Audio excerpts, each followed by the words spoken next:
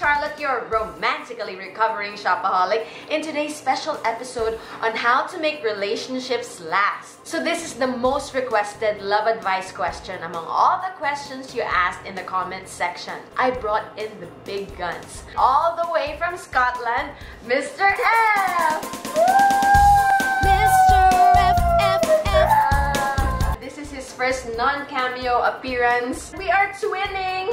We are representing Scotland! Scotland, they wear what they call tartan. A disclaimer, we are not professional relationship therapists, but we are both very observant. And we learned fast from our mistakes. And we've both had very good role models in our parents. So we know the kind of relationship that we are aspiring for. So we've been through a lot in 6 years. Losing jobs together, moving countries, moving houses, losing loved ones. So these are the things that got us through. All of these tips that we are going to share with you is so much easier to apply in real life if you are with the right partner. Tip number 1, prioritize each other.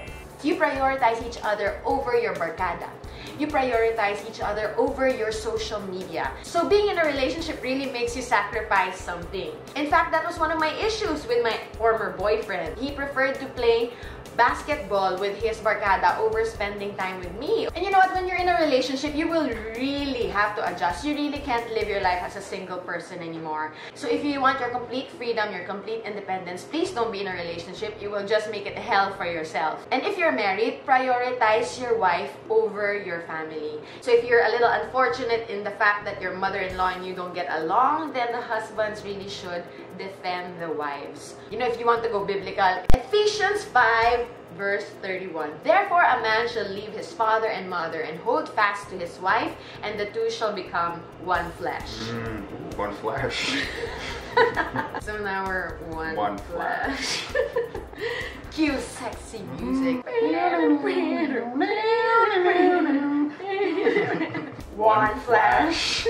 So if your days are being filled with prioritizing your partner, then you won't have time to do anything or anyone else. Being faithful is already a given, so we won't make it as one of our 5 tips. If you don't want to be faithful to each other, then just be single. Singlehood rocks. Singlehood sometimes rocks more than marriage. And lots of flesh. Put each other first. Or even if it's not first, because to us, work comes first. After work, it's us. Yeah. It can be different for other couples. So there you go. Tip number 1 is prioritize each other. But we don't mean that you have to be with each other 24 hours a day, which brings us to tip number 2. Give each other space. Alright. There's nothing healthier than keeping your own identity. Keep in touch with your friends. You still need to hang out with your friends because at the end of the day, your relationship might not last. Let's face it. And then you will need your friends to pick up the pieces with you. So you can completely disregard your friends. So, giving each other space to be with your girls, to be with my girls, my girlfriends. To be with my girls? You just have to be with my girls. So don't turn into that kind of person who always brings their partner along with them, even on girls' night out or even on boys' night out. They don't want an outsider. Yes, your partner is still an outsider in their eyes, even if he's an insider to you. Giving them space is also meaning that you trust the person. Or you would be saying, why can't I come out with your friends? Trust is already a cliche advice as well as being faithful, so it's almost like a given. So giving each other space means you get to keep your identity. Meaning, I get to wear tangas. I get to wear my chest almost half out. I get to twerk on stage. I get to dance with male guests, and he knows that it is just my stage persona. I get to keep the identity that I've had before I met him. Being from the Western world, we're not particularly conservative, right? Kind of a cultural thing, I guess. It's a cultural thing. Twerk it like Miley. I twerk it like Miley, yeah, normally you should see it. I show tanga. all my flesh. My little short shorts. So there we go, that is tip number 2. Give each other space. We're moving on to tip number 3. What is this? Why did you do like 4? Tip number 3. Communication. I know it's a cliche advice. Some people prefer to ferment the words inside. Yeah. And then eventually it'll just explode and then So no flash. no flesh for one. I like to tell it how it is, so I don't shy away from topics even like sex. Because if your partner is your best friend, then you're supposed to be able to tell him anything. So if I have an issue, I actually just go straight for it. Western style. Don't sweep it under the rug. And 9 times out of 10, it's something that's Petty. very small Very anyway, small. right? It's not if you don't communicate and tell them, then they can't address it. Your partner wants to fix it. You just have to let them know. It doesn't matter if it's something that happens again and again. You know, old habits die hard. Be patient. You just have to keep reminding. Your expectations are just different from their reality. And the partner, try to make an effort to remember what bugs your partner. It's a two-way street. And in communication, it's not just about the things that you say, it is how you say them. So please do not open that can of worms, that Pandora's box of nastiness, of insulting each other or calling each other names or saying bad words to each other. Once you start it, you can't go back from it. So this is where choosing the right partner is very important again. Because if you have if both of you are gonna just lock horns, and you're gonna go at it and at it and at it and at it, and it's never gonna stop. Somebody just needs to be able to step back from it and look at it logically. Since we're talking about communication, it's also best to learn your partner's language of love. So the 5 love languages by Dr. Gary Chapman are words of affirmation, quality time, receiving gifts, acts of service, and physical touch. So your partner has a certain love language among those 5. It is how he or she receives and shows love. For Mr. F, I think your love language is acts of service.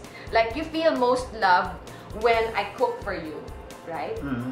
So you have to determine which among those 5 love languages is your partner's love language. So for example, his love language may be acts of service. So he tries to do acts of service for me, but that's not the way. But your gifts. But that's not. I'm gifts? Your gifts, for sure. I am all of it. You're so selfish. All of it. You love a gift. And I love giving gifts. I mean, isn't it obvious? Give away every 3rd video. So as we said, it's not just what you say, it's how you say it. So when you're communicating in a positive way, when you're always cheerful. So I've learned this from my dad. He is like a big ray of sunshine when he's home. When he's home, he is loud and he is smiling and he just feels... I can't talk about my dad without feeling emotional. He's so my idol. Disaster. Don't talk about Papa. Drama queen. Oops. I'll be right back. So one thing I learned about my dad is how his positivity brings so much happiness in the home. Like even when my dad answers the phone calls, "Hi Alon, what can I do for you?" I can hear the smile. So don't bring your baggage to your home. So always be positive and upbeat and jolly when you're with your partner. Leave all your work stress behind. Your partner does not deserve the dregs of you. Your partner deserves the utmost best of you, your best version of yourself every day, because that will affect your relationship. You handle your stress by talking to your friends, by talking to your partner, but do not drag down the mood. Are you ready for tip number 4? We've had tip number 3. Now we've had tip number 4. Okay, perfect. What's this tip number 5 going to be like this one? We are ready for tip number 4. Compromise. Compromise entails sacrifice. That is like twinning. When you get into a relationship, you will just have to accept that you can't do whatever you want to do when you want to do. You will have to take into consideration your partner's tastes, his habits, his lifestyle. When you're with a partner, you don't have the same interests as that person. So like, for example, we went to the West End and everything was on. So I think at that stage there was, what, 6 or 7 shows that you wanted to go watch, and then in the end we went and watched 2. So that was compromise. That was my compromise to... when you wanted 0, I wanted 6. We ended up with 2. For example, if your partner wants to have sex every day and you only want to have sex once every 2 weeks, then maybe you can compromise once or twice a week. And then further compromising would mean maybe only once out of the 2 times in a week is performance level, right? What's the other one? The other one is, you know, just chill. Thank you, ma'am. I mean, you really can't have it all in a relationship. And that's something you have to accept. That is reality. So compromise means also forgiving fast. For me, if it's not verbal abuse, if it's not physical abuse, if it's not unfaithfulness, then you have to forgive fast. When you're fighting, you might want to hold on to that anger or to your point so that you can drive it into your partner. But compromising would mean whether you feel you're right, and there'd be instances when you know 100% categorically you're right. Never. But, always. But then you still have to come back and say, I'm sorry, or, you know, and try and resolve it so that it's done already. Because if you don't, then it's going to be detrimental to your relationship going forward. We have come to our final tip. Tip number 5. Be each other's number 1 fan. Go F, go F, F, F, F, Mr. F, F, F. My heart's so loud, I'm going deaf, deaf, deaf. So in the first place, you should be with a partner that you aspire to be like or that you admire. If you don't admire your partner, then you won't respect him. You will always have to look at your partner as a glass that is half full. You always have to find ways to appreciate your partner. Because if you are each other's fans, then other people cannot go in between you. I am a Britney fan, so no other Britney wannabe will take my love away from Britney forever. So I've seen this at work with other couples where they talk highly about each other even if they're apart. And for couples who have kids, that is something that your kids need to see because that will teach them high standards in the end. And on the other hand, I have seen other couples criticize each other in public.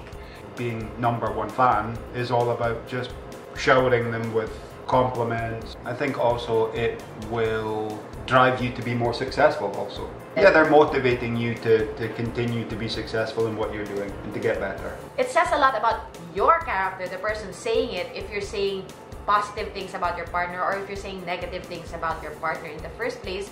If you're saying negative things about your partner, it's as if you had no choice. And that is not true. Love is a choice. Because if all you see is positive with your partner, then you will feel very lucky to be in that relationship. And when you are lucky and when you feel grateful, then you want to cherish your partner. So there you have it, our 5 tips on how to make your relationship strong and to make it last. And if you have other advice tips that we missed out on, please share it on the comment section down below. I want it to be interactive. And I would like to say thank you to my special guest. This has been torture for him every step of the way. He hates being on camera, and this is actually not his real self. He's like a deer in headlights. To all the people who are in a relationship, I hope you stay in love. And to all of you who are single, please pick the right partner for you.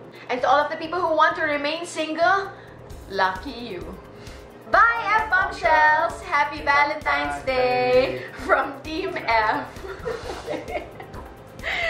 Loud, baby, loud. I told you have to project your voice. There's a chicken in the roof. It's more fun in the Philippines, man. Oh man, there's a truck-on in the roof. It's usually just cats. Hopefully he falls over. We can have him for dinner. Are we ready? I can see your body. Since this baby, all the way from Scotland, Mr. F. Oh, my hair came off. I'm not a girl. I'm not yet a woman. I brought in the big un. Big uns. What is even an un? So from 2012 to 2013, we were long, long distance love affair. Whoa. We have no money because of the plane fares. Whoa. Wish. You have a wish? You're just spitting on my finger. Do you have a wish? So, moral lesson of the story is, be generous to your wife. This is his YouTube 101. I'm telling him to look at the lens, telling him to scream out and project your voice as if you're screaming. Or you can just buy me the Rode microphone so that I don't have to scream like this. I'll let you scream.